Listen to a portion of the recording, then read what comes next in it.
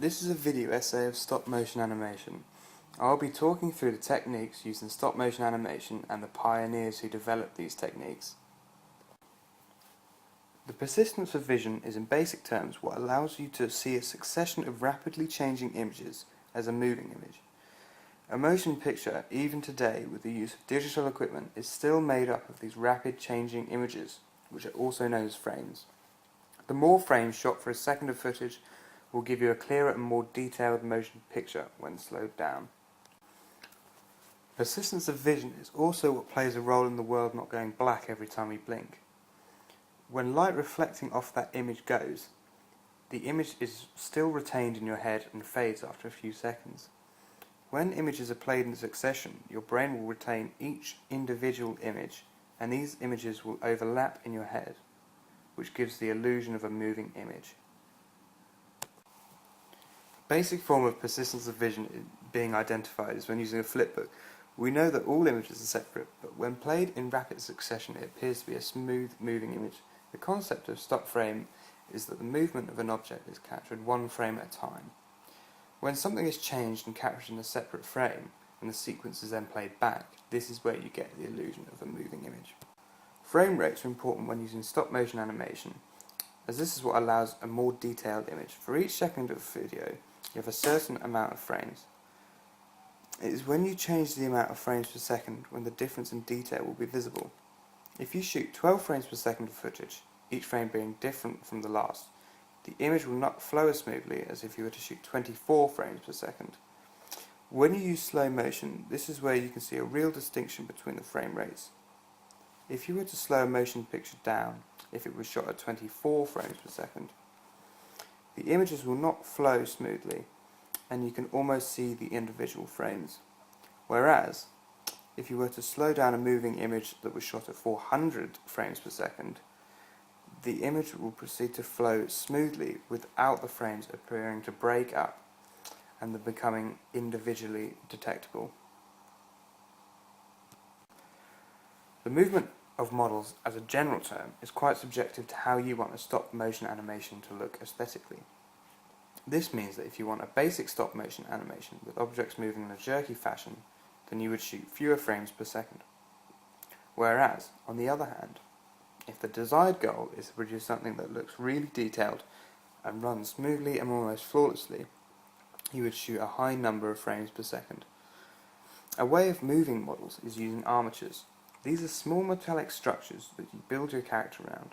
The purpose of these are to give that model more structural integrity, and so the model is easier to move and less likely to break. These armatures are used in most models from stop motion animation productions. This next section, I will be explaining how the development of stop motion animation came about through the ages, with the influence of pioneers of film and animation. The main pioneers of film were Joseph Plateau, Thomas Edison, and Edward Muybridge. Joseph Plateau was a physicist.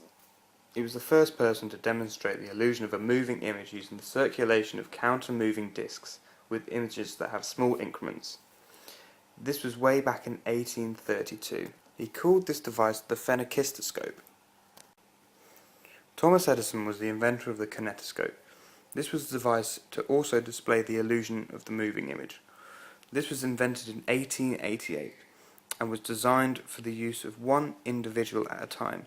It would operate by looking through the viewfinder at the top of the kinetoscope. Edward Muybridge was a pioneer of creating the moving image in a different way. He created a moving image by lining up 12 cameras in sequence, which each took a photograph of a horse galloping past at different points. He played these individual images back in succession, which gave the illusion of a motion picture.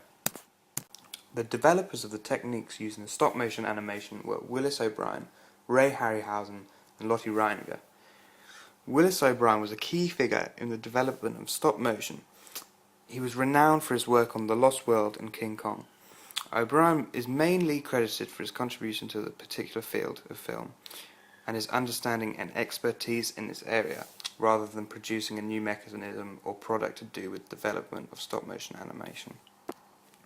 Ray Harryhausen was in some aspects the successor of Willis O'Brien, and although he is considered to be a part of the development of stop motion, he still differs from Willis O'Brien in the sense that Ray Harryhausen was also a creator of a form of stop motion animation which revolutionised the whole area of animation. This was called Dynamation.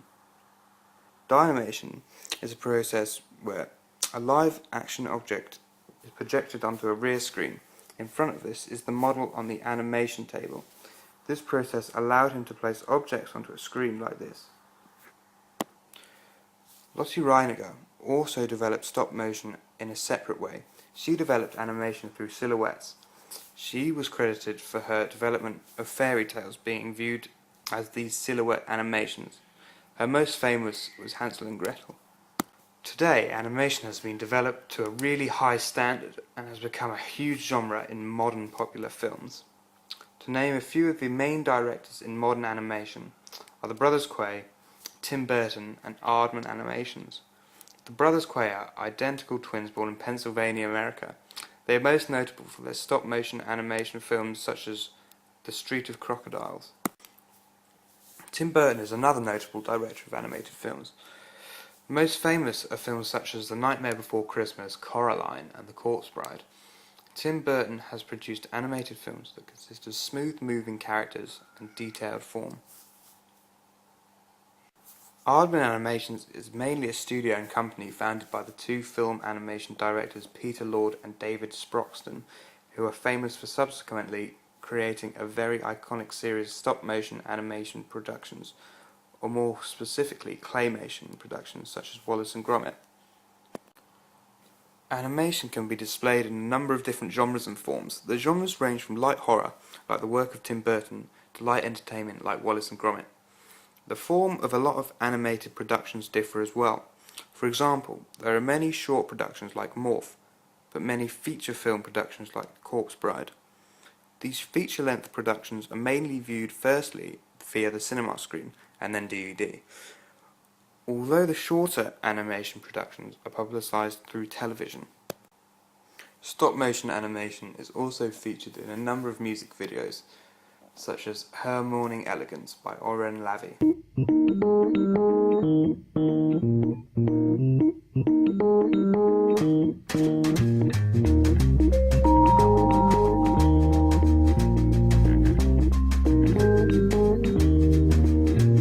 Sun been down for days, a pretty flower in a vase, a slipper by the fireplace, a cello light in its case. This is another form of publicising the use of stop-motion animation. Channel idents are also a form of animation. Such channels like E4 are known for that specific stop-motion creation that appears before the program. Stop-motion animation in this case has become a way of differentiating the channels and making them more iconic.